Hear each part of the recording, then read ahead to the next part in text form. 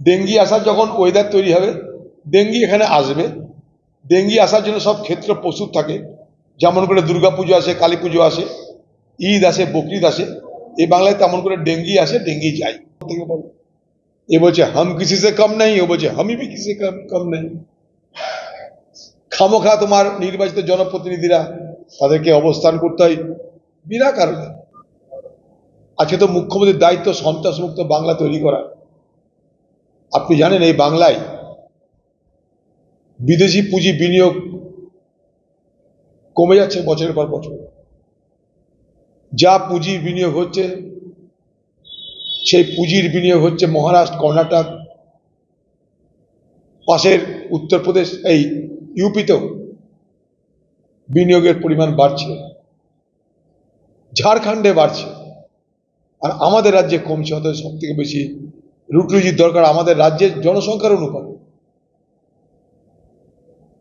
কখন সরকার এই বাংলায় শিল্প স্থাপনে মনোনিবেশ করবে জানা নাই, কারণ তাদের প্রয়োজন পড়ছে না এই কারণেই যে তারা জানে শিল্পের সংস্থার এ বাংলায় প্রয়োজন নেই। শিল্প স্থাপন করি বা না করি, রুটিরুজির ব্যবস্থা করি বা না করি, ভোটে জেতার ব্যবস্থা আমার আছে। তাই ভোট বড় বালাই, বাকি সব ভোগে যাক। তাই বাংলা আজ পরিযায়ী শ্রমিকদের সব থেকে বড় প্রোডাকশন সেন্টার হয়েছে। এই বাংলা কোথায় যাবে, এই বাংলার কি হবে, বাংলার ভবিষ্যৎ কি, এটা ভেবে আমি ব্যক্তিগতভাবে অস্বস্তি বোধ করি এবং আতঙ্ক বোধ করি।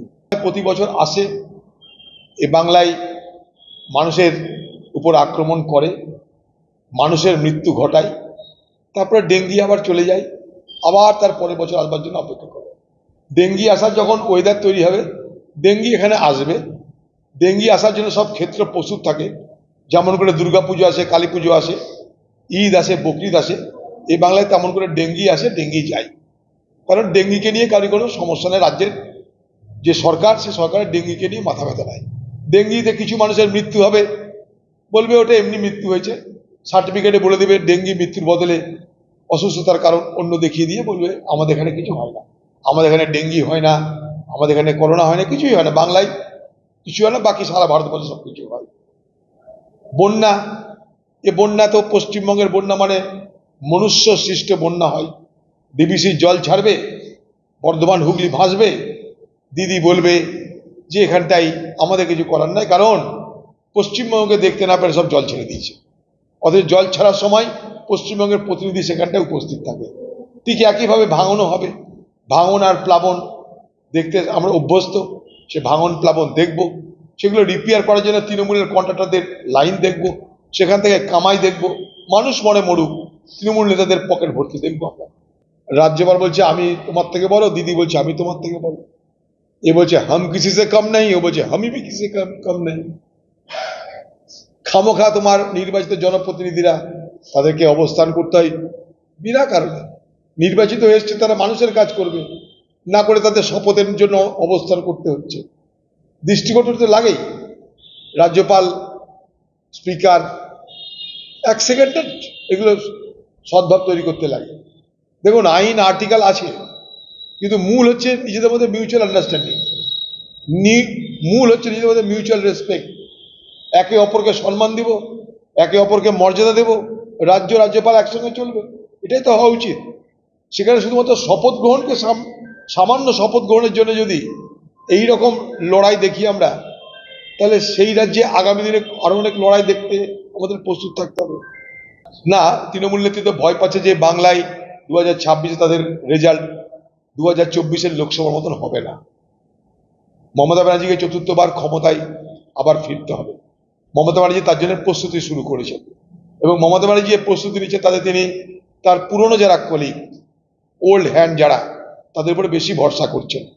খোকাবাবুর উপরে বা খোকাবাবুর টিমের উপরে ভরসা না করে দিদি তার নিজের যে ওল্ড ট্রাস্টেড হ্যান্ড, সেগুলোর উপরে বেশি বিশ্বাস করছেন। Old is gold, old horse is best to ride, old wine is best to drink. Old wood is best to burn. দিদি তাতে বিশ্বাস করে। পুরনো লোক যারা, পুরনো সাথী যারা, তাদের উপরে ভরসা করে করো, ছেলে চোখদের উপরে ভরসা করে লাভ নাই। কখনো ছুটি নেয়, কখনো থাকে, কখনো রাগ দেখায়, কখনো চলে যায়। অতএব দিদি চাইছে তার কর্তৃত্ব তার পার্টির উপরে শক্তভাবে বজায় থাকুক। দিদির দলে কর্তৃত্বের লড়াই শুরু হয়েছে। সেই কর্তৃত্বের লড়াই দিদি যাতে পিছপা না হয়ে পড়েন, তার জন্য তিনি তার যারা ট্রাস্টেড পার্সন তাদেরকে তিনি আবার ময়দানে সামনে নিয়ে আসতে চাইছেন। বললাম তো কথা, কারণ তাদের দলের মধ্যে নতুন পুরাতনের যে বিভাজন দেখতে পাচ্ছেন আপনারা। দিদি ভার্সে খোকা বাবুর যে লড়াই, সে লড়াই তো ভেতরে ভেতরে চলছে, সাবটারেনিয়ান ওয়েতে চলছে সেই লড়াই। সেই লড়াইটা আস্তে আস্তে সারফেসে আসবে, আস্তে আস্তে আসছে না। সমস্ত সিমটম দেখা যাচ্ছে কিন্তু আসছে না। আগামী দিনে আসবে, আরো বিস্ফোরিত হবে। তাই জন্য দিদির তার দখল রাখতে চাইছে পার্টিটার উপরে। দিদি দখল রাখতে গিয়ে ইয়াং জেনারেশনকে ভরসা করছে না, খোকা বাবুর যে জেনারেশন তাকে ভরসা করছে না।